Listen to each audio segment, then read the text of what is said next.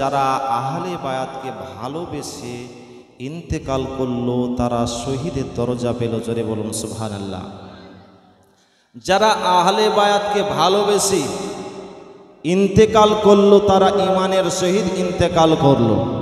নবী আমার বলেন, যারা আহলে বায়াতের সঙ্গে ভালোবাসা রেখে কবরে গেল তাদের কবরে আযাব হালকা হয়ে গেল। জোরে বলুন সুবহানাল্লাহ।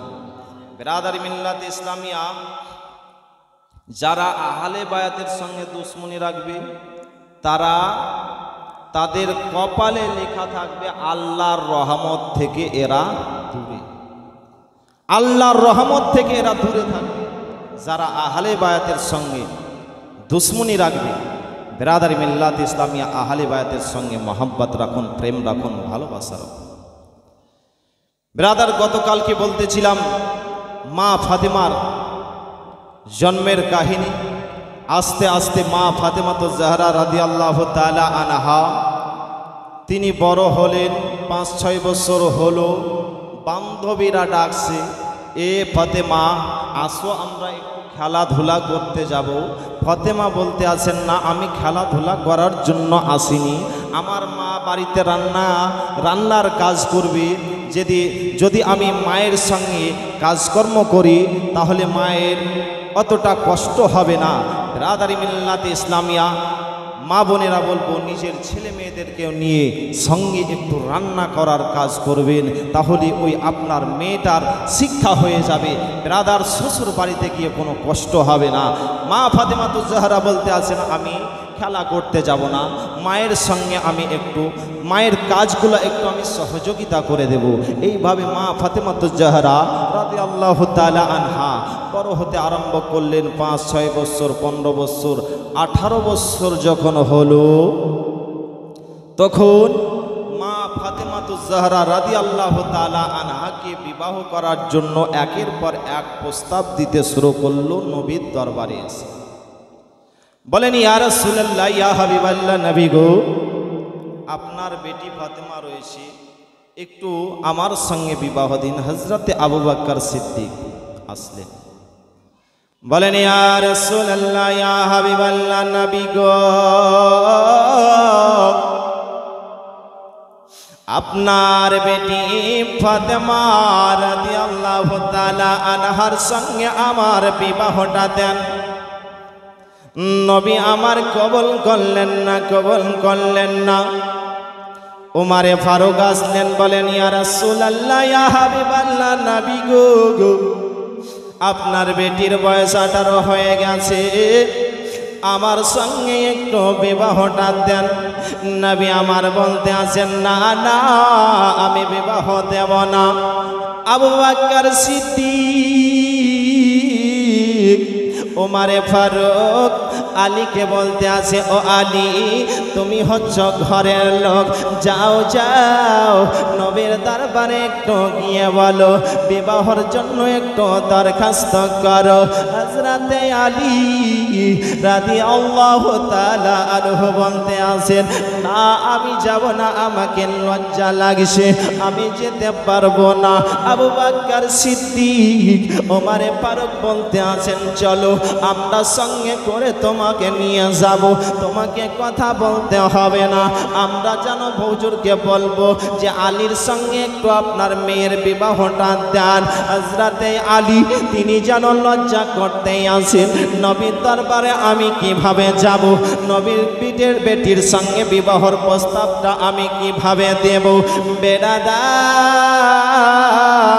ওইদিকে আল্লাহ রাব্বুল আলামিন জিবরিল আমিনকে বলতে আসেন, জিবরিল তুমি তাড়াতাড়ি নবীর দরবারে চলে যাও।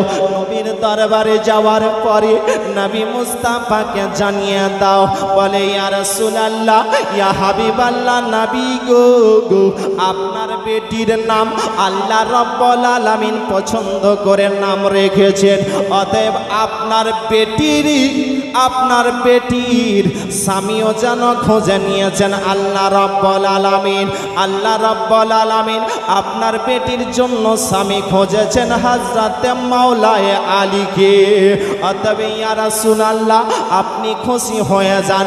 আল্লাহ রাব্বুল আলামিন জিবরিল আমিনকে বললেন, জিবরিল যাও যাও নবীর দরবারে গিয়ে সংবাদটা দিয়ে দাও। বলে ইয়া রাসূলুল্লাহ ইয়া হাবিবাল্লাহ নবী গো, আপনি আলীর সঙ্গে ফাতেমার বিবাহটা দেন। ব্রাদার মিল্লাতে ইসলামিয়া আল্লাহ রাব্বুল আলামিন জিবরিল আমিনকে বলেন, জিবরিল নবী মুস্তাফাকে এটাও জানিয়ে দাও যে ফাতেমার বিবাহ আলীর সঙ্গে আসমানের মধ্যে তুবা গাছের নিচের মধ্যে হয়েছে কোটি কোটি ফেরেশতাকে সঙ্গে নিয়ে।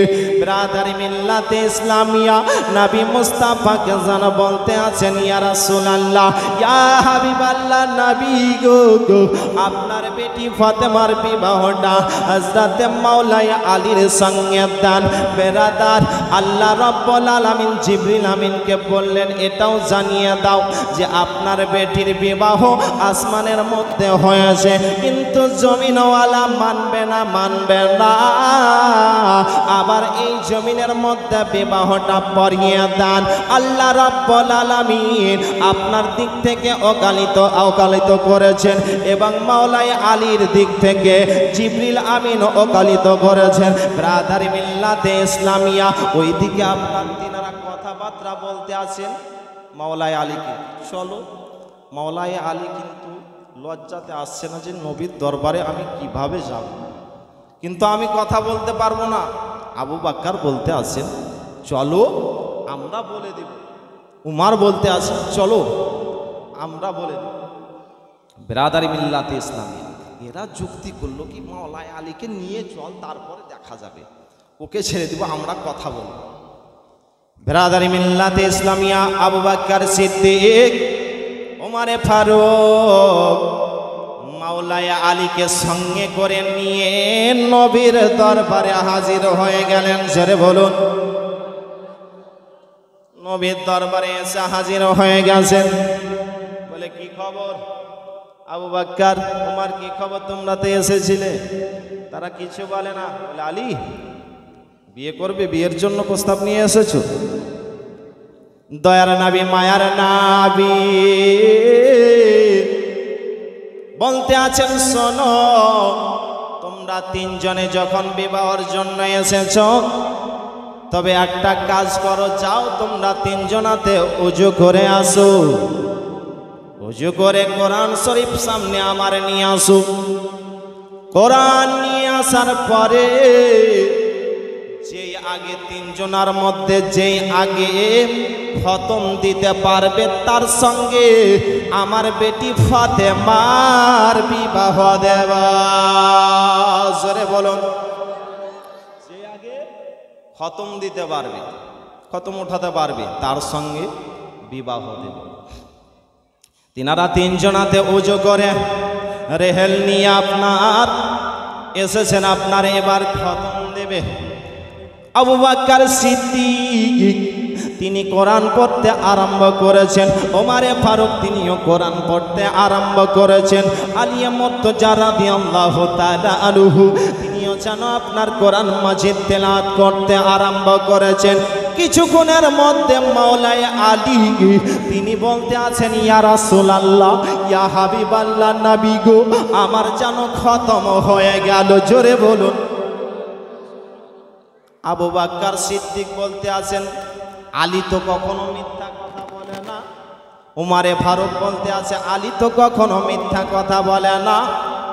আমাদের 2 পাতা 3 পাতা পড়া হলো না, আর মাওলানা আলী বলতে আছেন আমার খতম হয়ে গেল।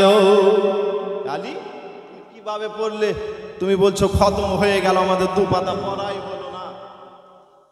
ব্রাদার মিল্লাতে ইসলামিয়া দয়ার নবী মায়ার নবী বলতে আছেন, আলী তোমার খতম হয়ে গেছে, কিভাবে তুমি কোরআন পড়লে বলো বা আলো? মাওলাই আলী বলতে আছেন, ইয়া রাসূলুল্লাহ, ইয়া হাবিবাল্লাহ, নবী গো, আপনি একদিন বলেছিলেন যে কেউ যদি 3 বার সূরা ইখলাস পাঠ করে একবার কোরআন শরীফ খতম করার সওয়াব পেয়ে যাবে। জোরে বলুন সুবহানাল্লাহ। 3 বার যদি সূরা ইখলাস পাঠ করা যায় তাহলে একবার কোরআন শরীফ খতম করলে যে নেকি পাওয়া যায় অতটার সওয়াব পাওয়া যাবে। জোরে বলুন সুবহানাল্লাহ। মাওলাই আলীকে নবী আমার বলতে আছেন, আলী তুমি যখন রাত্রিবেলায় ঘুমাবে তখন তুমি 4000 দেনা আল্লাহর রাস্তায় সাদকা করিও, একবার কোরআন খতম করে ঘুমায়ো, ভাইয়ে ভাইয়ে ঝগড়া লাগলে ঝগড়াটা ছুটিয়ে ঘুমায়ো, একবার হজ করে ঘুমায়ো, যেই জান্নাতে বসবাস করবে সেই জান্নাতটা কিনিও, তারপরে ঘুমায়ো। মাওলাই আলী বলতে আছেন, ইয়া রাসূলুল্লাহ, এই সমস্ত কাজ আমি কখন করব আর কখন ঘুমাবো? একবার একটা কোরআন শরীফ খতম করতে হাফিজ সাহেবের 7-8 ঘন্টা সময় লাগে, কখন এই সমস্ত কাজ করব আর কখন ঘুমাবো? নবী আমার বলতে আছেন, আলিম তোমাকে কোনো চিন্তা করতে হবে না। আলী তোমাকে আমি বলেছি একবার 4000 দেনা আল্লাহর রাস্তায় সাদকা করিও, তারপরে ঘুমায়ো। এর ফর্মুলাটা হচ্ছে 4 বার যদি সূরা ফাতিহা আলহামদুলিল্লাহি রাব্বিল আলামিন সূরা ফাতিহা যদি 4 বার পাঠ করা যায়, 4000 দেনা আল্লাহর রাস্তায় সাদকা করলে যত নেকি পাওয়া যায় অতটার সওয়াব পাওয়া যাবে। জোরে বলুন সুবহানাল্লাহ। নবী আমার বলেন, আলী তোমাকে আমি বলেছিলাম যে একবার কোরআন শরীফ খতম করিও, তারপরে ঘুমায়ো। ও আলী শোনো শোনো, তুমি 3 বার সূরা ইখলাস যদি পাঠ করো, একবার কোরআন শরীফ খতম করলে যত নেকি পাওয়া যায় অতটার সওয়াব পাওয়া যাবে। মহব্বতে বলুন সুবহানাল্লাহ। নবী আমার বলেন, আলী আমি তোমাকে বলেছিলাম পাড়া প্রতিবেশী যদি ঝগড়া লেগে যায়, ভাইয়ে ভাইয়ে যদি ঝগড়া লাগে, ঝগড়াটা ছোটাইও, তারপরে তুমি ঘুমাইও।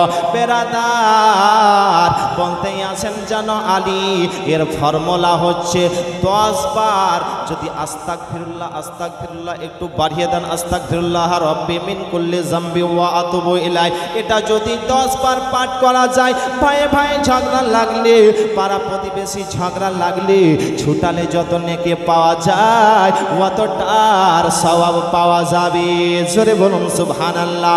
নবী আমার বলেন, ও আলী আমি তোমাকে বলেছিলাম একবার হজ করিও, তারপরে তুমি ঘুমায়ো। এর ফর্মুলাটা হচ্ছে যে 4 বার তেসরা কালমা তামজিদ সুবহানাল্লাহি ওয়ালহামদুলিল্লাহি ওয়ালা ইলাহা ইল্লাল্লাহু আল্লাহু আকবার ওয়ালা হাওলা ওয়ালা কুওয়াতা ইল্লা বিল্লাহিল আলিয়্যিল আযীম। এটা একটু বড় বগদাদি কায়দাতে পেয়ে যাবে। এই তেসরা কালমা তামজিদ যদি 4 বার পাঠ করা যায়, একবার হজ করলে যত নেকি পাওয়া যায় অতটার সওয়াব পাওয়া যাবে। মহব্বতে বলুন সুবহানাল্লাহ। নবী আমার বলেন, এ আলী তোমাকে আমি বলেছিলাম যে জান্নাতে বসবাস করবে, জান্নাতটা কিনিও, তারপরে তুমি রাত্রি বেলায় ঘুমায়ো। এর ফর্মুলাটা হচ্ছে 10 বার যদি তুমি দরুদ শরীফ পাঠ করো, যে কোনো হয়তো ছোট দরুদ শরীফ পাঠ করলেন সাল্লাল্লাহু আলাইহি ওয়াসাল্লাম সাল্লাল্লাহু তাআলা আলাইহি ওয়াসাল্লাম, 10 বার যদি দরুদ শরীফ পাঠ করা যায়, জান্নাত কিনলে যত নেকি পাওয়া যায় অতটার সওয়াব পাওয়া যাবে। আলী বলতে আছেন, ইয়া রাসূলুল্লাহ এই সমস্ত কাজ কোনোদিন আর ছাড়বো না। আপনারা ছাড়বেন? ছাড়বেন? এই মায়েরা আপনারা ছাড়বেন? এই আমলটা ছাড়বেন? রাত্রিবেলাতে ঘুমাতে যাবেন তখন এই আমল ছাড়বেন? ছাড়বেন না, অনেক নেকির অধিকারী হবে। কি কি বললাম বলেন তো? 4 বার সূরা ফাতিহা 4 বার, 3 বার সূরা ইখলাস এবং 10 বার আস্তাগফিরুল্লাহ, 4 বার তেসরা কালমা তামজিদ। এটা বগদাদি কায়দাতে পাবেন, এটাই একটু হয়তো বড় মনে হচ্ছে। আর 10 বার দরুদ শরীফ, যে কোনো দরুদ শরীফ, তাহলে এই সমস্ত সবগুলা পেতে থাকবেন। মাওলাই আলী বলতে আছেন, ইয়া রাসূলুল্লাহ, আপনি বলেছিলেন যে 3 বার সূরা ইখলাস পাঠ করলে একটা খতমের সমান সওয়াব পাওয়া যায়, তো আমি এই রকম খতম তুলেছি। নবী আমার বলতে আছেন, আলী, তোমার সঙ্গে আমার বেটির বিবাহ দেওয়া। জোরে বলুন সুবহানাল্লাহ। ব্রাদারি মিল্লাতে ইসলামিয়া, মাওলাই আলীর সঙ্গে এবার যেন আপনার বিবাহ দেবেন, তো মাওলাই আলীকে বলতে আছেন, ও মাওলাই আলী, তোমার কাছে কি দেনমোহরের কিছু টাকা আছে? বলতে আছেন, ইয়া রাসূলুল্লাহ, আমার কাছে একটা ঢাল আছে। বলতে আছেন, ইয়া রাসূলুল্লাহ, আমি ওই ঢালটা তাহলে আমি বিক্রি করে আনছি। ব্রাদার মিল্লাতে ইসলামিয়া, মাওলাই আলী কার কাছে গেলেন গো ঢালটা বিক্রি করতে? ওসমানে গানির কাছে গেলেন। ধনী ব্যক্তি তিনি ছিলেন। ওসমানে গানির কাছে যাওয়ার পরে বলতে আছেন, ও গো ওসমানে গানি, এই ঢালটা আমার বিক্রি করব। বেরাদার, তিনি যেন আপনার ঢালটা নিলেন আর 400 মিসকাল দিরহাম আপনার দিয়ে দিলেন। জোরে বলুন সুবহানাল্লাহ। 400 মিসকাল দিলেন। তারপরে ওসমানে এটা বিক্রি করে দিয়েছো, আমার খুশি, এবার আমি যা করবো সেটাই করব। তো আলী, যাও, আমাকে, আমি আবার ঢালটা তোমার হাতে আমি দিয়ে দিলাম। জোরে বলুন সুবহানাল্লাহ। আবার তোমাকে দিয়ে দিলাম। 400 মিসকাল আপনার নিয়ে আসলেন। বলেন, হুজুর, এই তো দেনমোহরের টাকা। ব্রাদার মিল্লাতে ইসলামিয়া, এবার যেন আপনার মা ফাতেমাতুজ জাহরা রাদিয়াল্লাহু তাআলা আনহার বিবাহ তো আপনার ওই তোবা গাছের নিচে ফারিস্তাদের সঙ্গে আপনার আসমানের মধ্যে যেন ফারিস্তাগণকে সঙ্গে নিয়ে আপনার বিবাহ পড়িয়েছেন। আল্লাহ বললেন, আবার বিবাহটা পড়িয়ে দাও। মা ফাতেমাতুজ জাহরা রাদিয়াল্লাহু তাআলা আনহার বিবাহটা যেন মাওলাই আলীর সঙ্গে আপনার পড়িয়ে দিলেন।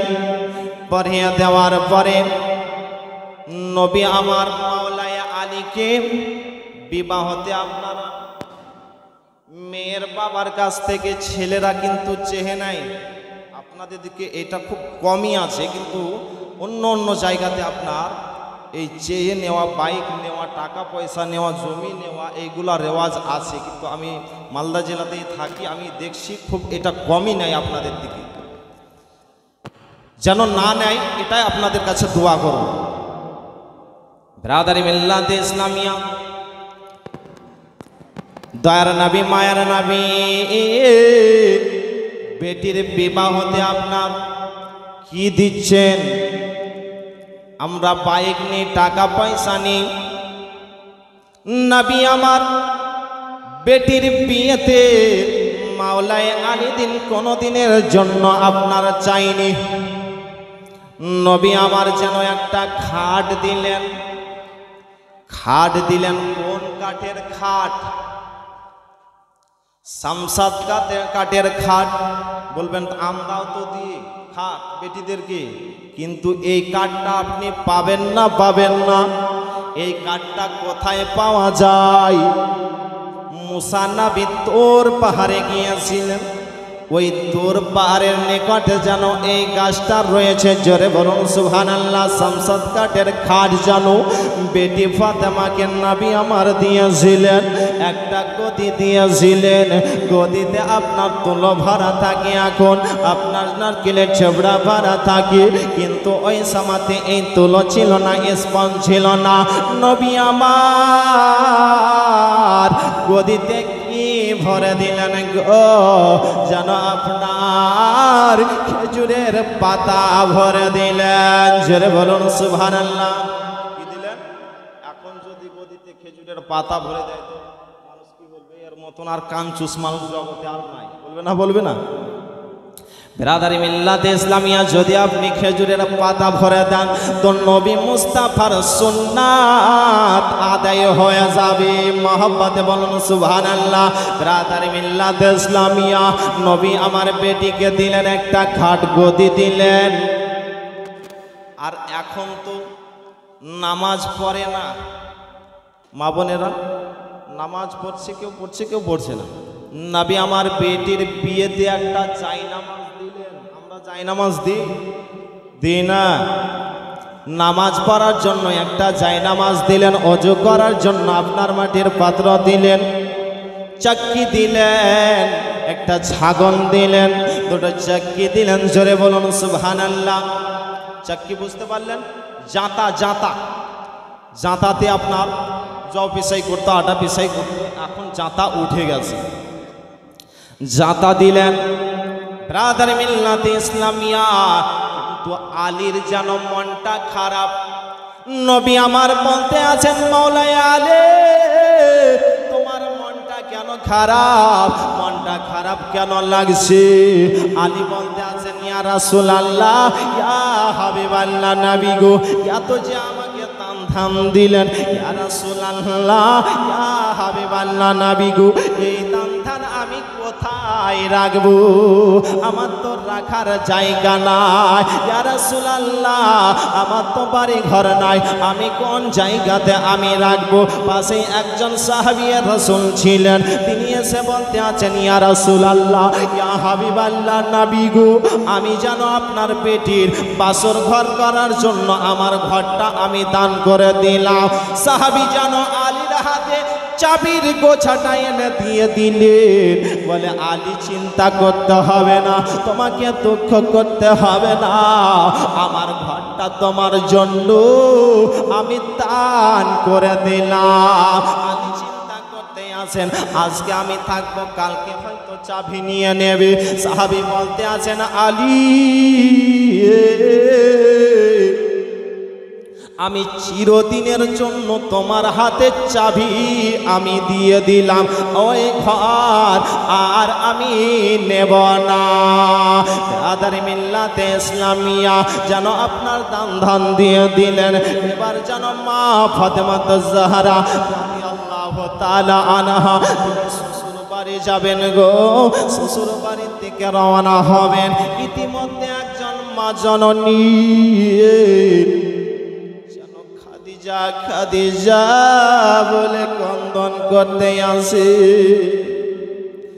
ফাতেমাতুজ জাহরা রাদিয়াল্লাহু তাআলা আনহা তিনি চিন্তা করতে আসেন যে আমার মায়ের নাম ধরে কেন এই মেয়েটা যেন কন্দন করতে আসেন, এই মেয়েটা কেন আমার মায়ের নাম ধরে কন্দন করতে আসেন। হযরতে ফাতেমা পা করে গেলেন, বলে, ওগো মা, আপনি কেন আমার মায়ের নাম ধরে কন্দন করতে আসেন? কেন আপনি আমার মার নাম ধরে কন্দন করতে আসেন? ওই মেয়েটা বলতে আছে, ফাতেমা তুমি হয়তো আমাকে চিনতে পারছো না গো ফাতেমা, তোমার মায়ের আমি একটা বাঁধি ছিলাম, কত তোমাকে ছোটবেলাতে গোসল দিয়েছি, তেল মাখিয়েছি গো ফাতেমা। ও ফাতেমা, তোমার মা ইন্তেকাল করার আগে বলছিল আমাকে যে আমার বেটির সবারই তো বিয়ে দিলাম, কিন্তু আমার বেটি ফাতেমার হয়তো আমি বিয়ে দেখতে পাবো না, আমার বেটি ফাতেমার আমি বাসর ঘরটা দেখতে পাবো না। এই জন্য খাদিজার কথা মনে পড়ে আমি যেন কন্দন করতেই আসি। বলেন, যাদের মা জগতে নাই, ওই বিয়ের দিনে যদি মায়ের কথা মনে পড়ে কত না কন্দন করবেন গো। মা ফাতেমাতুজ জাহরা রাদিয়াল্লাহু তাআলা আনহা মা বলে যেন কন্দন করতে আসে। ব্রাদার মিল্লাতে ইসলামিয়া, মায়ের কথা যেন মনে পড়েছে। ব্রাদার, বিয়ের দিনে অনেক মায়েরা আপনার যেন কন্দন করে। কান্না আপনার দুই ধরনের হয়, একটা সুখের কান্না করে, একটা দুঃখের কান্না করে। কেউ যদি পিঠের বেটির বিবাহ দিতে না পারে, ঘরের কোণাতে বসে বসে যেন কন্দন করে। হয়তো বেরাদার কোনো জিনিস হারিয়ে গিয়েছে, ওই ছেলেটাকে আবার হয়তো 1 বছর পরে ফিরে পাওয়ার পরে ওই বাচ্চাকে কোলে নিয়ে যেন হয়তো কন্দন করে, আপনার সুখের কান্না করে। কেউ হয়তো দুঃখের কান্না করে, মা ফাতেমা দুঃখের কান্না যেন করতেই আসেন গো বেরাদার। ওই কান্না করতে করতে যেন আপনার শ্বশুর বাড়িতে এসে হাজির হয়ে গেলেন বেরাদার। ওইদিকে আপনার জাতা দান ধান গোলা আপনার কে নিয়ে যাবে গো? সাহাবা ইকরামগণ ছিলেন, আবু বকর ওমর ছিলেন, তিনাদেরকে হালকা হালকা জিনিসগুলা দিলেন। আর দয়ার নবী মায়ার নবী তিনি ভারী জিনিসটা মাথায় নিলেন। সেটা কি? জাতা। জোরে বলুন সুবহানাল্লাহ। বলেন ইয়া রাসূলুল্লাহ, ইয়া হাবিবাল্লাহ, নবী গো আপনি ভারী জিনিস নিয়েন না, আমাদের মাথাতে দেন। নবী আমার বলেন না না, ভারী জিনিসটা আমি নিয়ে যাব, তাহলে আমার বেটিকে দেখে দুনিয়ার মানুষেরা শিক্ষা অর্জন করবে যে শ্বশুর বাড়িতে গিয়ে যদি ভারী জিনিসটা যেই বৌমা করবে নবীর সুন্নাতটা আদায় হয়ে যাবে। জোরে বলুন সুবহানাল্লাহ। ভারী জিনিসটা যদি করেন নবীর সুন্নাতটা আদায় হয়ে যাবে। অনেকেই তো হালকা হালকা কাজগুলো, দুটা তিনটা যদি বাড়িতে বৌমা থাকে তাহলে রিসারিসি আজকাল চলে, বলে আমি কাজ করছি, ও তো আপনার সকালে উঠে না, ঝাড় ঝাড়ু দিতে হচ্ছে, এই ওই করতে হচ্ছে, কিন্তু আরেকজনা উঠছে না। আমরা সুযোগ বুঝে হালকা হালকা কাজগুলা করি বেরাদার। নবী আমার বলতে আছেন বেটি ফাতেমা শ্বশুর বাড়িতে গিয়ে হালকা হালকা কাজটা করবে না, যদি ভারী ভারী কাজগুলা করে নাও রে বেটি, তবে তোমার আব্বার সুন্নাতটা আদায় হয়ে যাবে। জোরে বলুন সুবহানাল্লাহ। বিরাদারি মিল্লাতে ইসলামিয়া মা ফাতেমাতুজ জাহরা রাদিয়াল্লাহু তাআলা আনহার বাড়িতে যেন আপনার এই সমস্ত জিনিস আপনার দিয়ে দিলেন। বিরাদারি মিল্লাতে ইসলামিয়া মাওলানা আলী মা ফাতেমা ওই বাড়িতে আপনার প্রবেশ করলেন গো। রাত্রি পার হলো, সকালবেলায় ফজরের নামাজ পড়ে নবী আমার যেন ফাতেমার বাড়ির দরজায় গিয়ে আওয়াজ দিতে আসেন, ফাতেমা। তিনি চিন্তা করতে আসেন এত সকালবেলায় কে এসেছে আমার বাড়িতে, হয়তো নবী মুস্তাফা হয়তো আমার বাড়িতে এসেছে। 10 মিনিট না দেখলে আমাকে থাকতে পারেন না, হয়তো আমার আব্বাজান বাড়ির দরজায় এসেছে। মা ফাতেমা দরজা খুলে দেখতে আসেন যেন দয়ার নবী মুস্তাফা সাল্লাল্লাহু তাআলা আলাইহি ওয়াসাল্লাম বাড়ির দরজায় এসে হাজির হয়ে গেছেন। নবী আমার বলেন বেটি ফাতেমা যাও যাও একটা লোটাতে পানি নিয়ে আসো রে বেটি। বেটি ফাতেমা জানোই আপনার পানি নিয়ে আসলেন গো।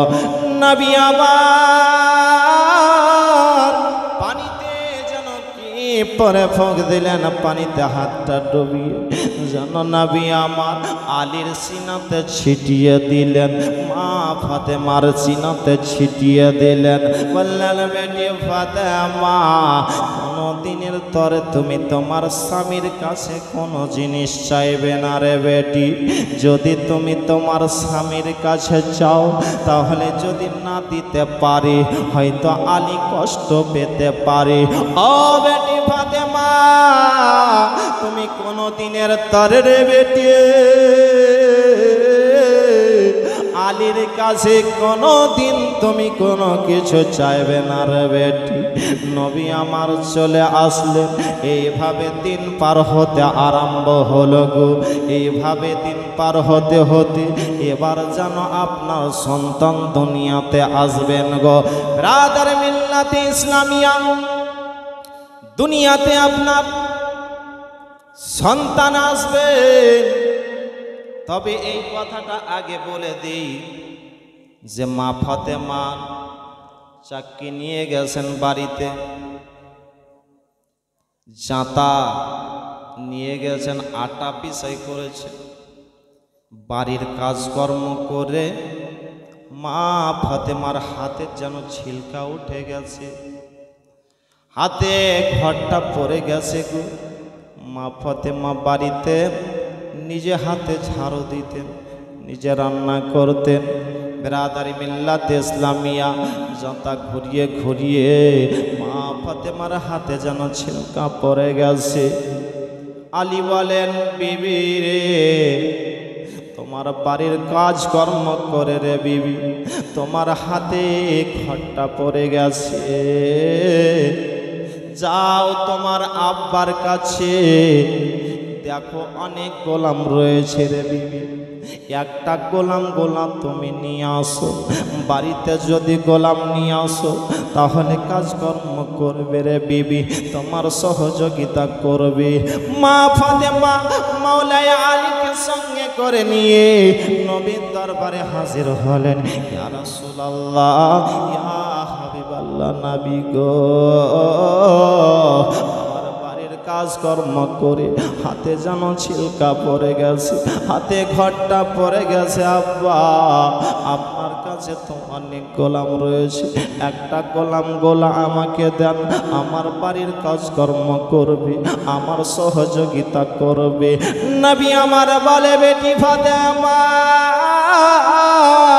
না রে বেটি না, তোকে গোলাম দেয়া হবে না রে বেটি।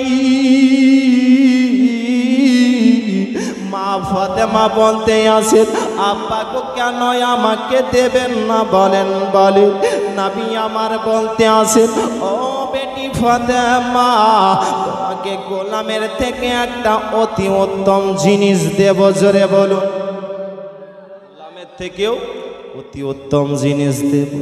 ফাতেমা বলে, আব্বা গো কি জিনিস দেবেন একটু দয়া করে বলুন।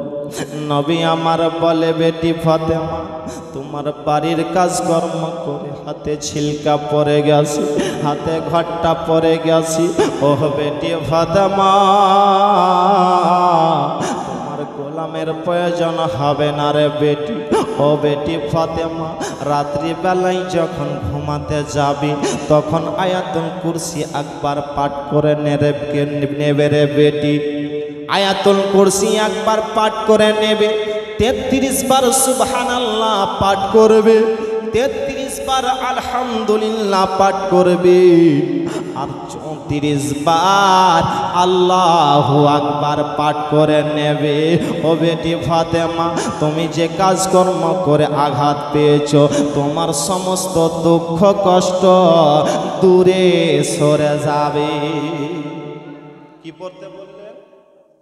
বেটি ফাতেমা ঘুমাবার আগে আয়াতুল কুরসি পাঠ করবে, 33 বার সুবহানাল্লাহ, 33 বার আলহামদুলিল্লাহ, আর 34 বার আল্লাহু আকবার। এটা বাবজি ভাইরাও পড়ে, মা বোনেরাও পাঠ করে। পড়েন না? পড়েন না? পড়েন। নামাজের শেষে পাঠ করেন, ঘুমাবার আগে হয়তো পাঠ করেন। এটাকে কি বলে? তাসবিহে ফাতেমা। তাসবিহে ফাতেমা পাঠ করবেন। তবে বাড়িতে গিয়ে শুধু তাসবিহে ফাতেমা, তাসবিহে ফাতেমা, তাসবিহে ফাতেমা এইরকম করবেন না। এক জায়গায় এক চাচার সঙ্গে দেখা হলো, তো তাসবিহ নিয়ে আপনার গুনতে আছে, এদিকে গল্প করতে আছেন। বলে, চাচা কি পড়ছেন? তো বলে, বাপ কুল পড়ছি, কুল পড়ছি, কুল। কোন কুল পড়ছেন? কুল ইয়া আইয়ুহাল কাফিরুন পড়ছেন? বলে না। কুল হুয়াল্লাহু আহাদ পড়ছেন?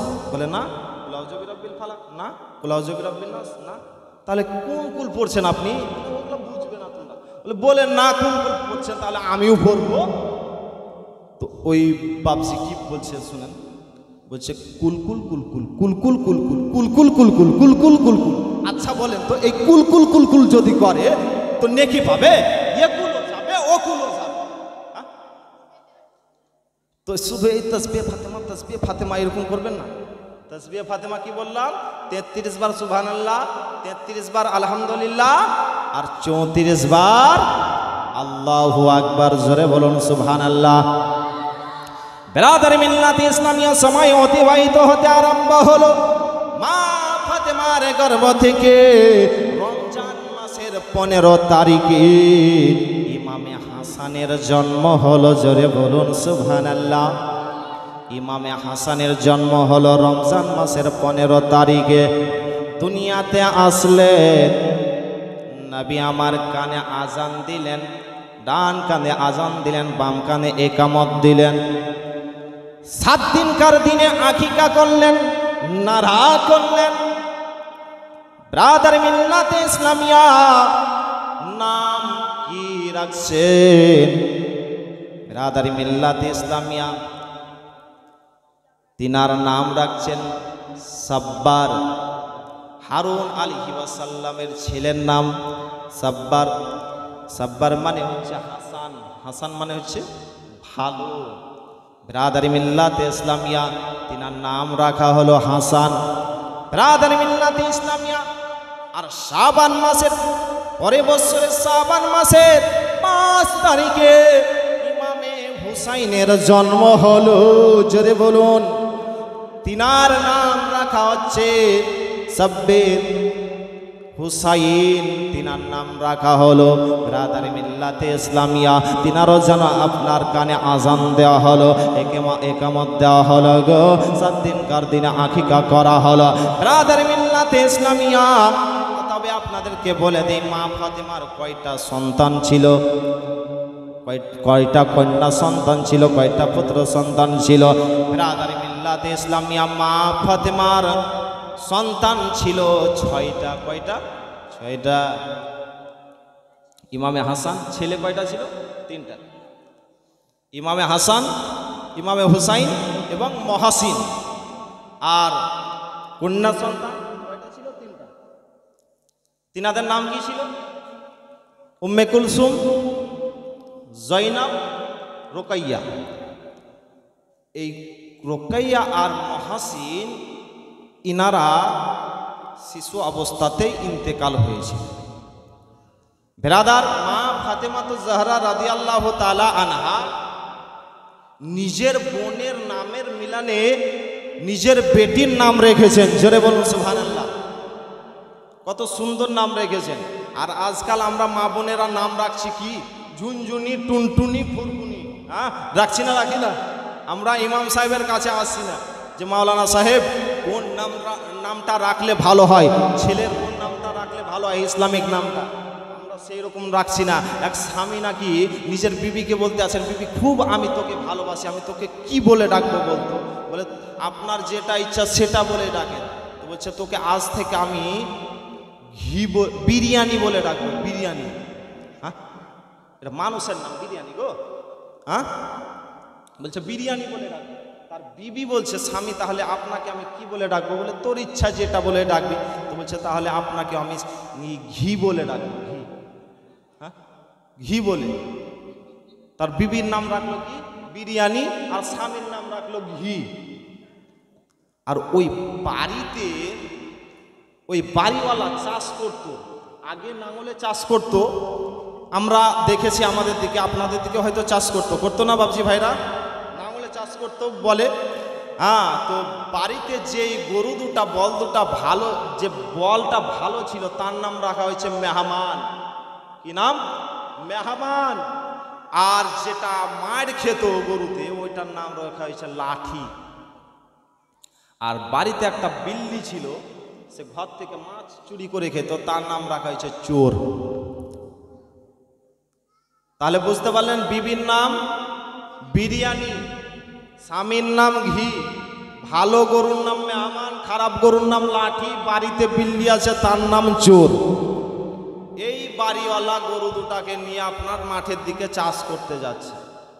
আর তার বাড়িতে কিন্তু কুটুম আসছে। একটা মানুষ বলে আপনার বাড়িতে আমি আজকে কুটুম যাচ্ছি, তো আপনি মাঠে চাষ করতে যাচ্ছেন? তো বলছে যাও, বাড়িতে বিরিয়ানি আছে, যাও বাড়িতে বিরিয়ানি আছে। বলছে নসিব ভালো, যা হোক আজকে এসেছি তো বিরিয়ানি পাবো খেতে। কিন্তু ও তো আর জানে না যে বিবির নাম রেখেছে বিরিয়ানি। বলে চলো দেখা যাক, নসিবটা ভালো। বাড়ি আসলো, আসার পরে এবার তাকে বলছে এখন খাবে না কিছুক্ষণ পরে খাবে? তো বলছে ঘি আসবে তারপরে খাবে? তো বলছে হ্যাঁ, ঘি আসুক তারপরেই খাবো। তো বলছে বিরিয়ানি দিয়ে আরো ঘিটা দিব তো আরো ভালো লাগবে। তো বলছে ঘি আসুক তারপরেই খাবো। ওইদিকে আপনার চাষি চাষ করে বাড়ি আসছে, গরু দুটাকে ছেড়ে দিয়েছে, গরু দুটা দুই দিকে দুটা গরু চলে গেছে। বাড়ি আসার পরে চাষি তার বিবিকে বলছে, আরে বিবি, আরে মেহমান কই রে, লাঠি কই রে। চিন্তা করছে কি ব্যাপার, মেহমান তো আমাকেই বলছে লাঠি কই, মানে আমার পাশাতে দু লাঠি দিবে মনে হয়, ওই জন্য লাঠি কই রে, মেহমান বলছে লাঠি কই রে, মেহমান কই রে। এইদিকে ঘর থেকে বিল্লি আপনার মাছ চুরি করে বের হচ্ছে আর বলছে চোর চোর চোর চোর। যেমনই চোর চোর বলেছে ওই বাড়ির কুটুমটা দৌড়তে আরম্ভ করেছে, অন্য বাড়ি থেকে বের হয়ে দিতে আরম্ভ করেছে। তখন ওই বাড়ির মেহমান আপনার যে চাষি সে বলছে মারছো কেন, বলে তুমি তো বলছো চোর চোর। বলে চোর আমার ঘর থেকে বের হলো রে, বিল্লি, তার নাম রেখেছি চোর। হ্যাঁ, তো দেখলেন উল্টা পাল্টা নাম রাখার কারণে কুটুমটা মার খেয়ে আপনার বাড়ি চলে গেল। তো ভাবছি ভাইরা মা বোনেরা বলবো, এই উল্টা পাল্টা নাম রাখেন, ভালো নাম ইসলামিক নাম রাখার চেষ্টা করেন। ব্রাদার, মা ফাতেমা জাহরা রাদিয়াল্লাহু তাআলা আনহা জান্নাতি রানীদের, জান্নাতি নারীদের সরদারিনী, জোরে বলুন সুবহানাল্লাহ। আর ইমাম হাসান হোসেন হচ্ছেন জান্নাতি যুবকদের সরদার, মহব্বতে বলুন সুবহানাল্লাহ। ব্রাদার, এই মা ফাতেমা জাহরা রাদিয়াল্লাহু তাআলা আনহা কত কষ্ট করে সংসার অতিবাহিত করেছেন, বাড়িতে কাজ করেছেন, হাতে ঘট্টা ফেলেছেন। আজকালকার মা বোনেরা হাতের তালুতে ঘট্টা ফেলবে, যদি ঘট্টা ফেলতে পারেন তাহলে ফাতেমার সুন্নাতটা আদায় হয়ে যাবে, যদি বলুন সুবহানাল্লাহ। মা ফাতেমা জাহরা রাদিয়াল্লাহু তাআলা আনহা বাড়িতে রান্না করতেন তো কোরআন তেলাওয়াত করতেন, কোরআন তেলাওয়াত করতেন। আর আজকাল এখন মা বোনেরা কি করছে, এই তো উঠে গেছে। আগে আপনার বাচ্চাদের মাগরিবের পরে পড়ার আওয়াজ পাওয়া যেত, এখন শুধু খালি মোবাইলেরই আওয়াজ পাওয়া যাচ্ছে। আর কিছু যুবক ছেলে তো বাঁশরা ঝাড়ে বাগানে রাত 11টা 12টা পর্যন্ত মার মার ধর ধর, মার মার ধর ধর, এই নিয়ে ব্যস্ত। ভাই তোমাদেরকে বলবো জোরহাত করে যে এই পাবজি ফ্রি ফায়ার খেলছো তুমি নাকি? খেলবা না। ব্রাদার মিল্লাতে ইসলামিয়া মা ফাতেমা জাহরা রাদিয়াল্লাহু তাআলা আনহা বাড়িতে কোরআন তেলাওয়াত করতেন। ব্রাদার, মা ফাতেমা জাহরা রাদিয়াল্লাহু তাআলা আনহা বাড়িতে যেন আপনার কোরআন তেলাওয়াত করতেন, রান্না করতেন, ইমাম হাসান হুসাইনকে পাংখা করতেন, দোলনা দিতেন, কোরআন তেলাওয়াত করতেন, জোরে বলুন সুবহানাল্লাহ। ইমাম হাসান হুসাইনকে দোলনা দিতেন, আপনার কোরআন তেলাওয়াত করতেন। উম্মে আইমান একদিন চিন্তা করলেন যে আমি ফাতেমার বাড়িতে একটু গিয়ে আমি দেখব ফাতেমা এখন কি করতে আসে। ব্রাদার মিল্লাতে ইসলামিয়া উম্মে আইমান রমজান মাসের দুপুরের টাইমে ফাতেমার বাড়ির দরজায় এসে হাজির হয়ে গেছেন গো।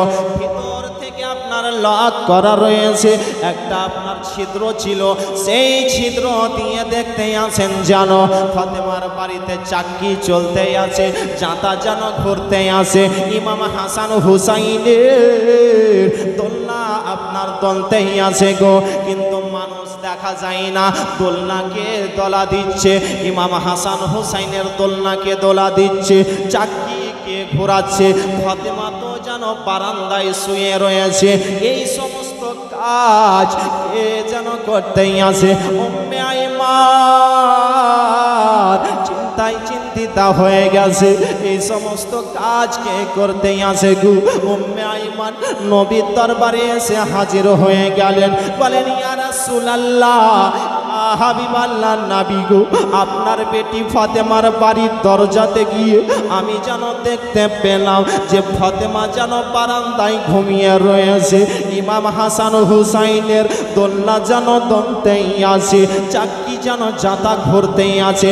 ইয়া রাসূলুল্লাহ, ইয়া হাবিবাল্লাহ নবী গো, এই সমস্ত কাজগুলো কে করতেই আছে? নবী আমার বলেন, উম্মে আইমান শোনো রে, এই সমস্ত কাজকে করতেই আছো জানো? আমার বেটি ফাতেমা রোজা রেখেছে, রোজা অবস্থায় যদি এই দুপুরের টাইমে, রোদ্রের টাইমে যদি জাঁতা ঘোরায়, ইমাম হাসান হুসাইনকে দোলনা দেয়, তাহলে হয়তো কষ্ট পেতে পারে। ওই জন্য আল্লাহ রাব্বুল আলামিন খুশি হয়ে যেন জিবরিল আমিনকে পাঠিয়ে দিয়েছেন, ও জিবরিল তুমি তাড়াতাড়ি ওই ফাতেমার কাছে গিয়ে হাজির হয়ে যাও। দেখো ফাতেমা রোজা রেখেছে, যদি চাক্কি ঘোরায় ইমাম হাসান হোসাইনের দোলনা যদি দোলনা দেয় কষ্ট পাবে। অতএব জিবরিল আমিন তুমি তাড়াতাড়ি যাও আর এই দোলনাটা ইমাম হাসান হোসাইনের দোলনাটা তুমি দিতে থাকো আর চাক্কি তুমি ঘোরাতে থাকো। জোরে বলুন সুবহানাল্লাহ। জিবরিল আমিন মা ফাতেমার বাড়িতে এই সমস্ত কাজ তিনি যেন করতে আসে। আল্লাহ কত ফাতেমাকে ভালোবাসে, হ্যাঁ, যে ফাতেমা যদি এই রমজান রোজা রেখে এই সমস্ত কাজকর্ম করে তাহলে ফাতেমা কষ্ট পাবে। বিরাদারি মিল্লাতে ইসলামিয়া মা ফাতেমা জাহরা ইমাম হাসান হোসাইনকে রাত্রি বেলায় ঘুমাতেন, কোরআন তেলাওয়াত করে ঘুমাতেন। জোরে বলুন সুবহানাল্লাহ। মা হচ্ছে সন্তানের জন্য সর্বপ্রথম শিক্ষক, ঠিক না বল? হ্যাঁ, আজকাল আমরা ছোটতে আমরা ইংলিশ মিডিয়ামে টিউশনে দিয়ে দিচ্ছি। বিরাদারি মিল্লাতে ইসলামিয়া মা বাবা যেটা শিক্ষা দেবে সেটাই সন্তান শিখবে। বিরাদারি মিল্লাতে ইসলামিয়া একজন মা জননী তার সন্তানের অসুখ ছিল, বারবার পেচ্ছাব হতো, বারবার পেচ্ছাব হতো। ওই জন্য বলতো মা পেচ্ছাব করবো, পেচ্ছাব করতো, হয়তো লোকের সামনেও বলতো মা পেচ্ছাব করবো, হয়তো এই জালসা শুনতে এসেও লোকের সামনে যদি বলে পেচ্ছাব করবো হয়তো মেয়েটা অপমান হবে। ওই জন্য মেয়েটা ওই সন্তানকে বলতো, বেটারে তোমার যখন পেচ্ছাব লাগবে তখন আমার কানে কানে এসে বলবে বেটা যে মা আমি গান করব, কি গান করব। বিরাদারি মিল্লাতে ইসলামিয়া যখন ওই বাচ্চার পেচ্ছাব লাগতো লোকের মাঝে আর বলতো না যে পেচ্ছাব করব, মাকে বলতো কানে কানে মা গো আমি এখন গান করব। বাচ্চা ছেলে তখন গিয়ে পেচ্ছাব করতো। ওই মা জননী কোনো একদিন যেন আপনার চলে গেছে মায়ের বাড়ি, ওই সন্তানকে যেন আপনার স্বামীর কাছে রেখে চলে গেছে গো। বেরাদার স্বামী কিন্তু আপনার বোম্বে থাকে, বেরাদার ওই স্বামীর কাছে যেন আপনার বাচ্চাকে রেখে দিয়েছে। রাত্রি বেলায় যেন ওই ছেলে বলে আব্বা গো আমি এখন গান করব। তার আব্বা বলতে আছে বেটা এখন এত রাত্রিতে গান যদি করো পাশের বাড়ির মানুষ উঠে যাবে, জেগে যাবে, বেটা গান করিও না, ঘুমিয়ে যাও। বিরাদারি মিল্লাতে ইসলামিয়া আবা বলতে আছে আব্বা আর থাকতে পারা যায় না, গান করব। অতই যদি গান করার শখ তবে বেটা জোরে জোরে চিল্লাইও না, আস্তে আস্তে আমার কানে গান করো, কানে গান করো। ওই ছেলেটা আপনার খুলে দিয়ে আপনার কানে দিতে আরম্ভ করেছে। বলে বেটা গরম কেন লাগছে? হ্যাঁ, তখন ঘুরে দেখতে আছে তো বেটা কানে কেন পেশাব করলি, কে শিখিয়েছে তোকে এগুলা? হ্যাঁ, বলে মা। বলে আসুক তোর মা, তারও হয়েছে। হ্যাঁ, তো বেরাদার মা যেটাই বাচ্চাকে শিখাবে সেটাই শিখবে। মা হচ্ছে সর্বপ্রথম শিক্ষক। মা আপনাদেরকে বলবো সন্তানকে ভালো শিক্ষাটা দেয়। বিরাদারি মিল্লাতে ইসলামিয়া এ মা ফাতেমা জাহরা রাদিয়াল্লাহু তাআলা আনহা কত কষ্ট করে সংসার অতিবাহিত করেছেন। মা ফাতেমা 3 দিন থেকে অনাহারে রয়েছে। কয়দিন থেকে? 3 দিন থেকে বাড়িতে খাবার খাদ্য নাই। ইমাম হাসান হুসাইন বলে মা গো আজকে আমরা 3 দিন থেকে অনাহারে রয়েছি গো মা, আমাদের কি খাবার খাদ্য জুড়বে না? মা জননীর সঙ্গে এই কথাবার্তা বলতে আসেন। মদিনার একটা নারী একটা রুটি এনে ফাতেমার বাড়িতে দান করলেন। মা ফাতেমা যদি আল্লাহর কাছে দোয়া চাইতেন জান্নাতি খাবার সঙ্গে সঙ্গে চলে আসতো। বিরাদারি মিল্লাতে ইসলাম নামিয়া ওই নারীটা যেন একটা রুটি দান করে গেল গো। রুটিটা মা ফাতেমা জাহরা রাদিয়াল্লাহু তাআলা আনহা নিলেন, দস্তরখানা আপনার বিছিয়ে দিয়েছেন।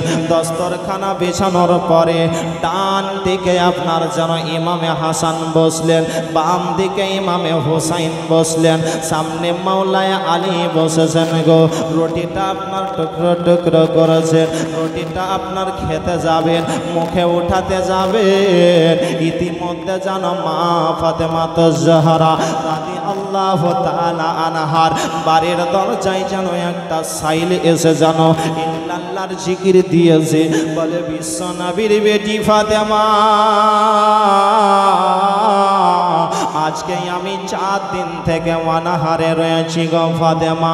তোমার বাড়ির দরজায় যদি কোনো খাবার খাদ্য থাকে তাহলে ফাতেমা একটু তুমি আমাকে দান করো। মা ফাতেমা জাহরা রাদিয়াল্লাহু তাআলা আনহা চিন্তা করতেই আসেন, মন রে আজকে আমরা 3 দিন থেকে অনাহারে রয়েছি, আমাদের যদি এত কষ্ট হয় তাহলে ওই ব্যক্তি তো আজকে 4 দিন থেকে অনাহারে রয়েছে, তার কত কষ্ট হতে পারে গো। মা ফাতেমা ওই রুটি আর খেলেন না, রুটিটা দস্তরখানা থেকে উঠিয়ে ওই ভিক্ষুকের হাতে তিনি দান করে দিলেন। জোরে বলুন।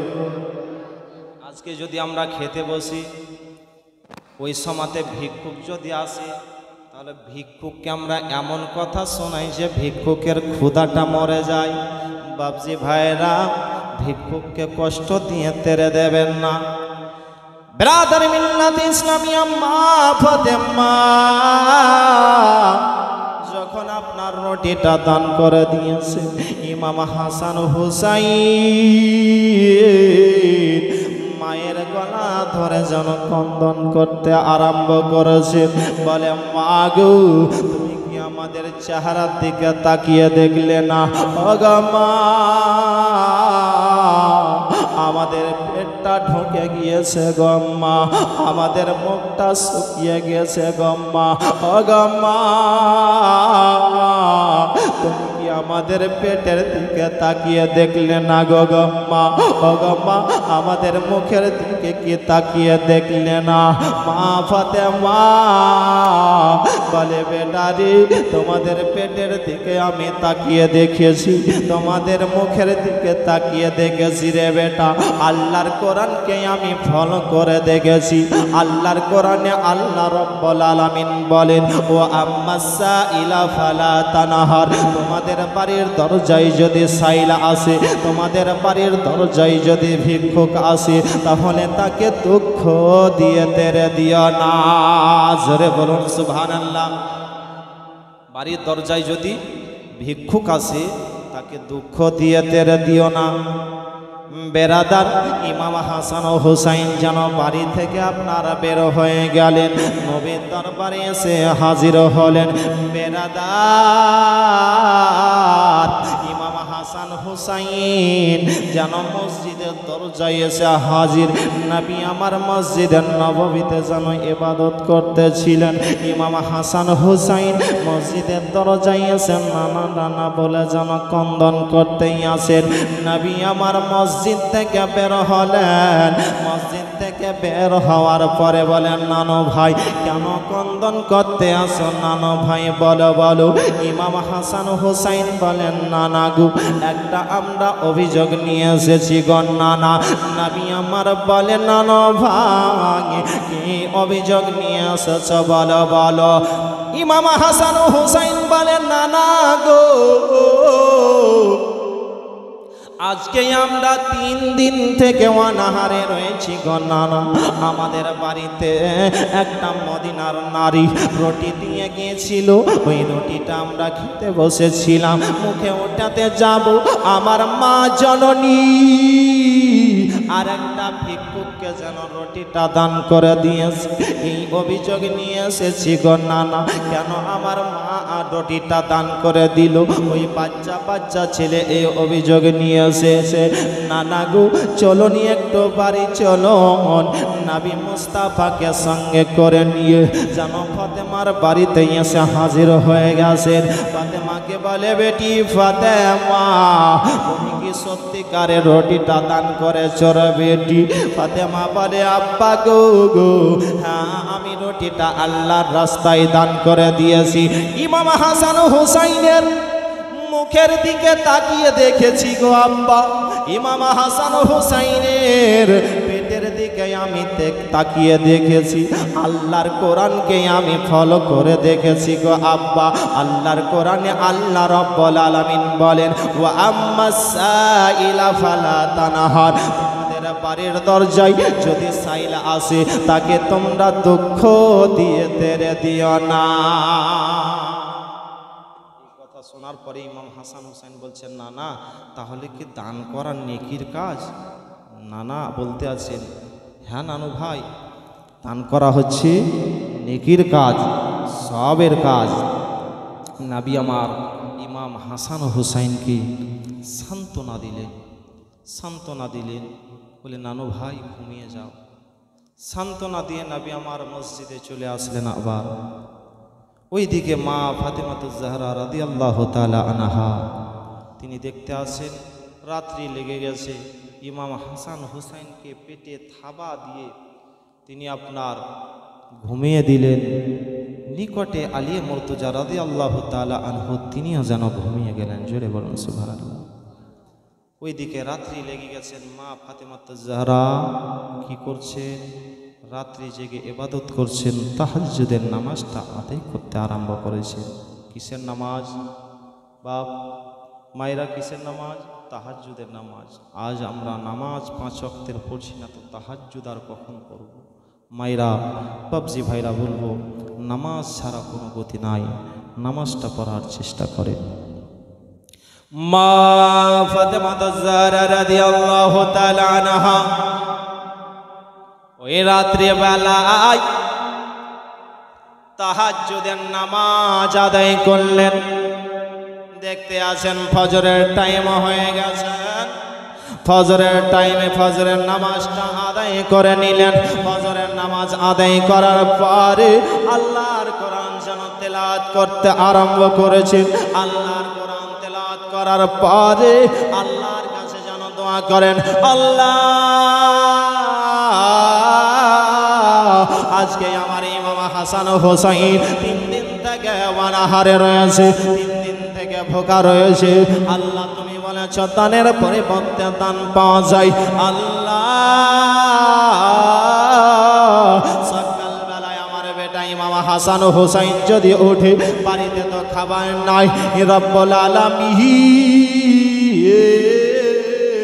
খাবার থেকে তুমি নৈরাশা করিও না। আল্লাহ রাব্বুল আলামিন মা ফাতেমার দোয়া যেন আপনার কবুল করে নিলেন। জিবরিল আমিনকে বলেন, জিবরিল তাড়াতাড়ি তুমি জান্নাতে চলে যাও। জান্নাতে যাওয়ার পরে জান্নাতি খাবার 1 প্লেট মা ফাতেমাতুজ জাহরা রাদিয়াল্লাহু তাআলা আনহার বাড়িতে তুমি পৌঁছে দাও। জিবরিল আমিন সঙ্গে সঙ্গে জান্নাতে গেলেন গো। জান্নাতে যাওয়ার পরে জান্নাতি খাবার মা ফাতেমার বাড়িতে হাজির করে দিলে। হবে না? ঘুমিয়ে গেছেন নাকি? আজকে গজলের রোজা, আজ গজলের রোজা। গজল আজ পড়বো না, মা বোনেরা গজল পড়বো না। পড়বো? হ্যাঁ হ্যাঁ, গজল আজ পড়বো না। রাদার মিল্লাত ইসলামিয়া জান্নাতি খাবার কোন কারণে আসলো?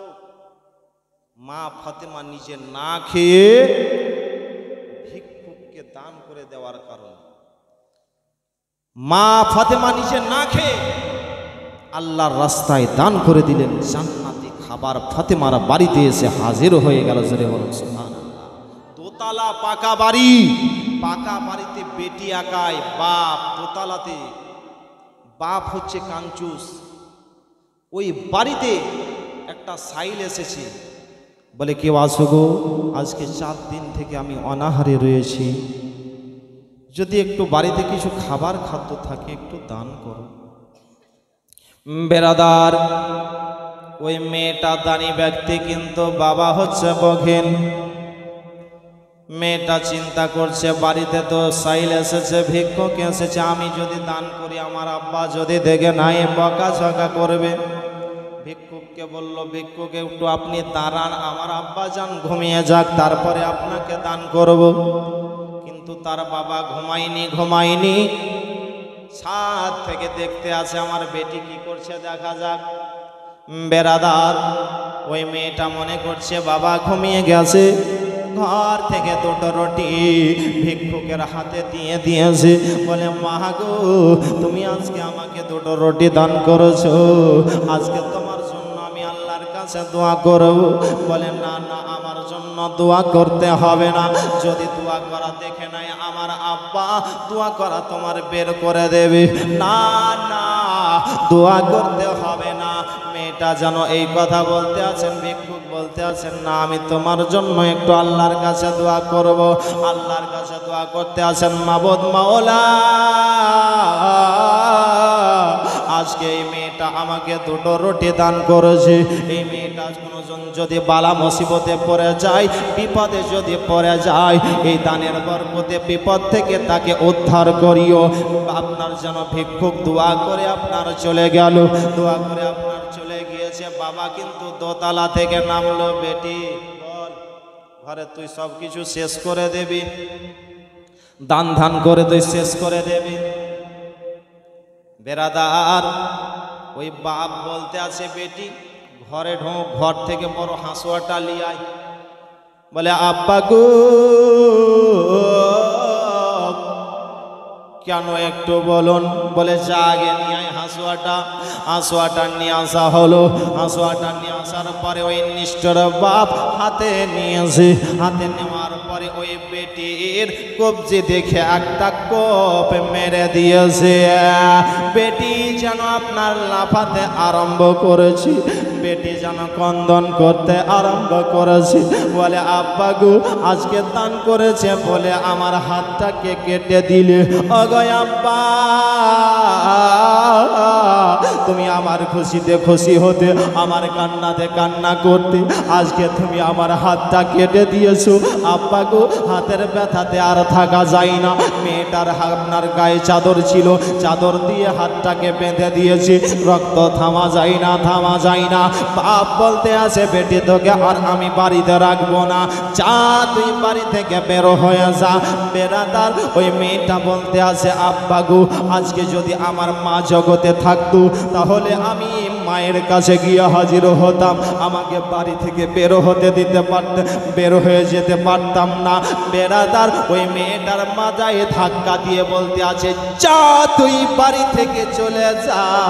মেয়েটা কন্দন করতে করতে বলতে আছেন আব্বা গো আজকে যদি আপনি হাতটা না কাটতেন তাহলে হয়তো কোনো ভালো ছেলের সঙ্গে আমার বিবাহটা হতো। বেরাদার, ওই মেয়েটা আপনার যেন কন্দন করতে করতে রাস্তা দিয়ে আপনার বের হয়ে গেছে। যেতে যেতে একটা ফাঁকা ময়দানে গাছের নিচে বসে বসে যেন কন্দন করতেই আসে। ইতিমধ্যে দুইজন স্বামী স্ত্রী ওই রাস্তা দিয়ে যেতে ছিল গো, দেখতে আছে খুব সুন্দর রমণী এই গাছের নিচে বসে বসে কন্দন কেন করতে আসে, তাকে একবার জিজ্ঞাসা করা যাক। তারা স্বামী স্ত্রীতে যাওয়ার পরে ওই মেয়েটাকে আপনার জিজ্ঞাসা করতে আসে কেন কন্দন করতে আসো, কি নাম একটু বলো গো। মেয়েটা বলে না, কিছুই বলে না, কন্দন করতে আসে, কোনো উত্তর দেয় না। বলে চলো চলো আমাদের বাড়ি একটু চলো। বেরাদার, ওই মেয়েটাকে যেন আপনার বাড়ি নিয়ে যাওয়া হলো। বাড়ি নিয়ে যাওয়ার পরে খেতে দেওয়া হলো, হাত পা ধোয়া হলো, খেতে দেওয়া হলো। খাওয়া দাওয়ার পরে বলতে আসে তুমি কি বিবাহ করেছো? বলে না। বলে বিয়ে করবে? বলে যদি কোনো ভালো ছেলে থাকে তাহলে করতে রাজি। কিন্তু ওই মেয়েটার ছেলে একটা ছিল বাড়িতে, ছেলেকে বলতে আসে বেটা রে আজকে আমাদের বাড়িতে একটা খুব সুন্দর রমণী এসেছে, তুমি কি বিয়ে করতে রাজি? বলো বলো। বলে মা গো তুমি তাকে দেখে দিবে, তাকেই আমি কবল করে নেব। বেরাদার, ওই ছেলেটার সঙ্গে মেয়েটার আপনার বিবাহ দেওয়া হলো। বিবাহ দেওয়ার পরে এবার বাসর ঘরে যাবে। মা জননী যেন একটা প্লেটে কিছু আপেল আর খেজুর নিল, বলে বেটা তোমরা দুইজনাতে স্বামী স্ত্রীতে আপেল আর খেজুরটা খাবে, তুমি তোমার বিবির মুখে উঠিয়ে দেবে খেজুরটা, তোমার বিবি তোমার মুখে উঠিয়ে দেবে। ওইদিকে বিশ্ব নবীর সুন্নাত আদায় হয়ে যাবে। জোরে বলুন। হযরত আয়েশা সিদ্দিকা রাদিয়াল্লাহু তাআলা আনহা স্বামীর মুখে আপনার এই খেজুর উঠিয়ে দিয়েছিলেন। নবী আমার আয়েশা সিদ্দিকা রাদিয়াল্লাহু তাআলা আনহার মুখে যেন খেজুর উঠিয়ে দিয়েছিলেন। এইদিকে লক্ষ্য করে মেয়েটা বলল, বেটা রে এই খেজুর আপেল তোমরা দুইজনাতে খাবি।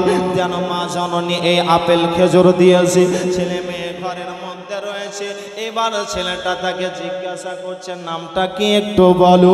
মেয়েটা যেন বলে না, কন্দন করে যায়। বলে বলো একটু নামটা কি। বলে না, কন্দন করে যায়। বলে তোমার নাম বলতে হবে না, তোমার আব্বা জানের নামটাই একটু বলো। কি নাম বলো, বলো গো।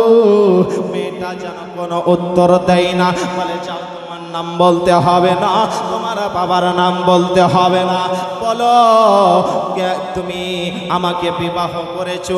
এই দেখো আমার মা জননী খেজুর আর আপেল দিয়েছে, তুমি আমাকে মুখে উঠিয়ে দেবে, আমি তোমার মুখে উঠিয়ে দেব। বিশ্বনবীর সুন্নাত আদায় হয়ে যাবে। দাও দাও আমার মুখে তুমি খেজুরটা উঠিয়ে দাও।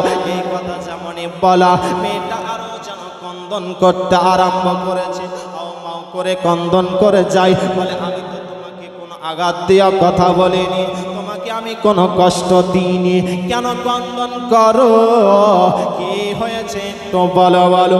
মেয়েটা যেন কোনো কথা বলে না। বলে আপেলটা একটু উঠিয়ে দাও, তবু আপেল যেন ওঠাই না। মেয়েটা চিন্তা করতে আসেন যে আমি যদি এই কাটা হাতটা দেখিয়ে দিই, চাদর থেকে যদি আমি হাতটা খুলে দিই, তাহলে আমার স্বামী যদি হাত কাটা দেখে নাই, তাহলে আমার স্বামী আমাকে দেখার সঙ্গে সঙ্গে তালাক দিয়ে দেবে। এই ভয়ে যেন মেয়েটা কন্দন করতেই আসে। মেয়েটা যেন আল্লাহর কাছে দোয়া করেন, রব্বাল আলামিন আমি দান করেছিলাম বলে আমার বাবা আমার হাতটাকে কেটে দিয়েছে, আল্লাহ আমার স্বামী এখন বলতে আছে খাবারটা উঠিয়ে দাও। যদি আমার স্বামী হাত কাটা দেখে নাই, তাহলে আমাকে এখনই তালাক দিয়ে দেবে। আল্লাহ বলতে আছেন, ও নেককার বান্দি, তুমি তাড়াতাড়ি চাদরটা হটিয়ে দাও। হাত থেকে চাদরটা হটিয়ে দেওয়া হলো। চাদর হটিয়ে দেওয়ার সঙ্গে সঙ্গে মেয়েটা দেখতে আছে যেন কাটা হাত জোড়া লেগে গেছে। কাটা হাত জোড়া লেগে গেছে। এবার মেয়েটা খেজুর উঠিয়ে দিল, ছেলেটাও বিবির মুখে খেজুর উঠিয়ে দিল। জোরে বলুন। কাটা হাত জোড়া লাগলো কোন কারণে? যে নিজে না খেয়ে ওই মেয়েটা দুটো রুটি দান করেছিল, দান করার কারণে বাবা তার হাত কেটে দিয়েছে। বেরাদার মা বোনেরা বলবো, বাবজি ভাইরা বলবো, আল্লাহর রাস্তায় দান করবেন, আপনার বাড়িতে কোন দিক দিয়ে বরকত দেবে আপনি বুঝতেই পারবেন। বেরাদারে মিল্লাতে ইসলামিয়া, মা ফাতেমাতুজ জাহরার দরবারে এক সাইল আসলেন। বলে ফাতেমা, একটু যদি খাবার খাদ্য থাকে তাহলে দাও। বলে আমার বাড়িতে খাবার খাদ্য নাই। ওই সাইলটা আপনার ঘুরে যাচ্ছে। মাওলায়ে আলী বলতে আছেন কোথায় গিয়েছিলেন? বলে আপনার বাড়িতে গিয়েছিলাম খাবারের জন্য, কিন্তু আপনার বিবি আমাকে ঘুরিয়ে দিয়েছে বলে খাবার নাই। মাওলায়ে আলী চিন্তা করছেন আমার বাড়ি থেকে এই সাইল ঘুরে যাবে, নবীর দরবারে আমি কি জবাব দেব? ব্রাদারি মিল্লাতে ইসলামিয়া বলল একটু থেমে যাও। ওই সাইল বলতে আছে 200 টাকার প্রয়োজন, বেশি টাকার দরকার নাই। 200 টাকা যদি হয়ে যায় আমার বেটির বিয়েটা হয়ে যাবে। বেরাদার মাওলায়ে আলী কি করলেন? মাওলায়ে আলী ইমাম হাসান হুসাইনকে নেওয়ার পরে এক ইহুদির কাছে হাজির হলেন। মাওলাই আলী বলতে আছেন, ভাই ইমাম হাসান ও হুসাইনকে নাও আর আমাকে 200টা টাকা দাও। আগামী কালকে তোমাকে এই 200 টাকা দিয়ে সূর্য ডোবার আগে আগে 200 টাকা দিয়ে ইমাম হাসান হুসাইনকে ঘুরিয়ে নিয়ে যাব। ইহুদি বলতে আছে, আলী যদি সূর্য ডোবার আগে টাকা যদি না দিতে পারো আর ইমাম হাসান হুসাইনকে দেব না। বলো ঠিক আছে, আমি সূর্য ডোবার আগে আগে টাকা দিয়ে আমি ইমাম হাসান হুসাইনকে ঘুরিয়ে নিয়ে যাব। ব্রাদার মিল্লাতে ইসলামিয়া 200টা টাকা যেন আপনার দেওয়া হয়েছে। আপনার মাওলাই আলী ওই সাইনকে 200টা টাকা দিয়ে দিল। দেওয়ার পরে আপনার বাড়ি চলে আসলাম। মাওলাই আলী রাত্রি হয়ে গেছে। মাওলাই আলী চিন্তা করতে আছেন, এই 200 টাকা আমি এখন কোথায় পাবো? বাড়িতে তো টাকা পয়সা নাই, আমি এখন কার কাছে যাব চাইবো? বেরাদার রাত্রি বেলায় ঘুমিয়ে আছে। মা ফতেমা দেখতে আছেন আমার স্বামী কন্দন করতে আছে। স্বামী গো, আপনি কন্দন কেন করতে আছেন? পেটে ব্যথা করছে, মাথায় ব্যথা করছে? বলে না না না, মাথায় ব্যথা করে না, পেটে ব্যথা করে না। ইমাম হাসান হুসাইনের কথা কিন্তু বলে না। বেরাদার মাওলাই আলী চিন্তায় চিন্তিত হয়ে গেছেন, আমি 200 টাকা কোথায় এখন পাবো? মজ্জেন যখন বলেন আসসালাতু খায়রুম মিনান নাওম, তখন যেন আপনার মাওলাই আলী মসজিদে আপনার এসে হাজির হয়ে গেলেন। মসজিদে যেন নবীর পিছনে ফজরের নামাজটা আদায় করলেন। সবাই মসজিদ থেকে আপনার চলে গেল গো, কিন্তু মাওলাই আলী মসজিদ থেকে বের হন না। মসজিদের এক কোণায় বসে বসে আল্লাহর কাছে দোয়া করে, আল্লাহ আজকে আমি ইমাম হাসান হুসাইনকে ইহুদির বাড়িতে রেখে এসেছি। এক সাইন আমার কাছে 200 টাকা চাইতে এসেছিল, 200 টাকা তো আমি দিয়ে দিয়েছি। সূর্য ডোবার আগে আগে আমি যদি টাকা দিয়ে আমি নিতে পারি তাহলে ইমাম হাসান হুসাইনকে ঘুরে পাবো, না হলে পাবো না। আল্লাহ তুমি আমার দোয়া কবুল করো। মাওলাই আলী যেন বন্দন করে আর দোয়া করে। মাওলাই আলী করতেই আছেন আর দোয়া করতে আছেন। 2 ফোঁটা চোখের পানি মাওলাই আলীর হাতে যেন পড়ে থেমে গেছে গো। আর যেন পানি আপনার নিচে পড়ে না, জমিনের মধ্যে যেন ওই চোখের পানি পড়ে না, মতির মতো যেন আপনার থেমে গেছে। মাওলাই আলী চিন্তা করতেই আছে যে এই চোখের পানিটা মতির মতন কেন? হ্যাঁ, মতির মতন, এটা মতি হীরামতি নাকি? মাওলাই আলী চিন্তা করতে আছেন কি করা যায়। মাওলাই আলী স্বর্ণকারের দোকানে গেলেন গো। যাওয়ার পরে বলতে আছেন, এটা কি একটু দেখুন তো। স্বর্ণকার বলতে আছেন, ও মাওলাই আলী এটা হচ্ছে মতি।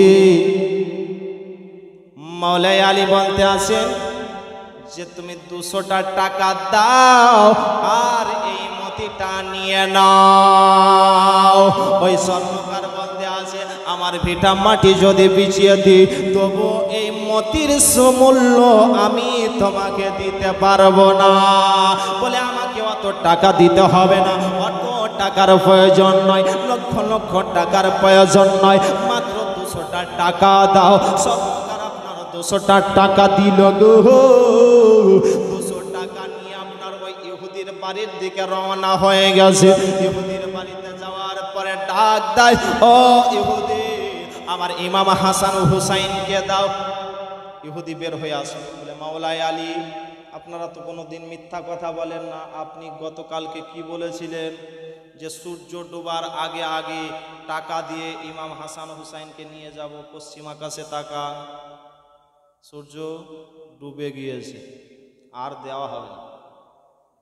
বেরাদার মাওলাই আলী বাড়ির দরজা থেকে বের হয়েছে, কন্দন করতেই আছেন, আর কি ইমাম হাসান হুসাইনকে পাবো না। আমি এখন ফাতেমার কাছে গিয়ে কি জবাব দেব? যদি জিজ্ঞাসা করে স্বামী গো আমার ইমাম হাসান ও হুসাইন কোথায়, ইমাম হাসান ও হুসাইন কোথায়, কি জবাব দেব? নবী যদি জিজ্ঞাসা করে আমার নানু ভাই কোথায়, উত্তর দিতে পারবো না। বেরাদার, মাওলায়ে আলী বাড়ির দরজায় এসে যেন বছর নয়নে কন্দন করতে আসেন। ওইদিকে আল্লাহ রাব্বুল আলামিন জিবরিল আমিনকে বলতে আছেন, জিবরিল যাও যাও নবীকে সংবাদটা দিয়ে দাও। বলে কান্না করতে হবে না, চোখের পানি বন্ধ করে দাও। বলে ইমাম হাসান হুসাইনকে তুমি ঘুরে পাবে। আল্লাহ রাব্বুল আলামিন বলতে আছেন, জিবরিল যাও পশ্চিম আকাশে যাওয়ার পরে তুমি সূর্যটাকে উঠিয়ে দাও আর মাওলায়ে আলীকে বলো, ও মাওলায়ে আলী সূর্য ডোবেনি, দেখো সূর্য উঠে রয়েছে। যেমনই আপনার এই আল্লাহর কথা মোতাবিক জিবরিল আমিন এসে যেন সূর্যটা উঠালেন আর আলীকে বলে, আলী দেখো দেখো সূর্য ডোবেনি, উঠে রয়েছে। মাওলায়ে আলী তিনি যেন দেখতেই আসেন গো, যেন সূর্য আপনার উঠে রয়েছে। বলে ও ইহুদি দেখো দেখো, তুমি বলতেছিলে সূর্য ডুবে গিয়েছে, দেখো সূর্য উঠে রয়েছে। দাও ইমাম হাসান হুসাইনকে ঘুরিয়ে দাও। 200 টাকা আপনার ইহুদিকে দিল, ইমাম হাসান হুসাইনকে ঘুরিয়ে দিল। আর জানো আপনার ওই 200 টাকা ইহুদি নেওয়ার পরে 100 টাকা ইমাম হাসানকে, 100 টাকা ইমামে হুসাইনকে দিলেন। দেওয়ার পরে ওই ইহুদি বলতে আছে, ও আলী তোমাদের কথাতে ডুবা সূর্য ফিরতে পারে, অতএব আর আমি ইহুদি থাকব না, তুমি আমাকে কলমা পড়ে মুসলমান বানিয়ে না। কলমা পড়ে মুসলমান বানিয়ে নাও। মাওলায়ে আলী ইহুদিকে কলমা পড়ে মুসলমান বানিয়ে নিলেন। জোরে বলুন সুবহানাল্লাহ। বেরাদার, তাহলে চোখের পানির দাম কতটা দেখুন। বেরাদার, আজকে আমরা 2 ফোঁটা চোখের পানি ফেলতে পারলাম। নবী আমার বলেন, আল্লাহর ভয় যদি 2 ফোঁটা চোখের পানি ফেলতে পারো, ওই 2 ফোঁটা চোখের পানি জাহান্নামের আগুনকে নিভিয়ে দেবে। জোরে বলুন সুবহানাল্লাহ।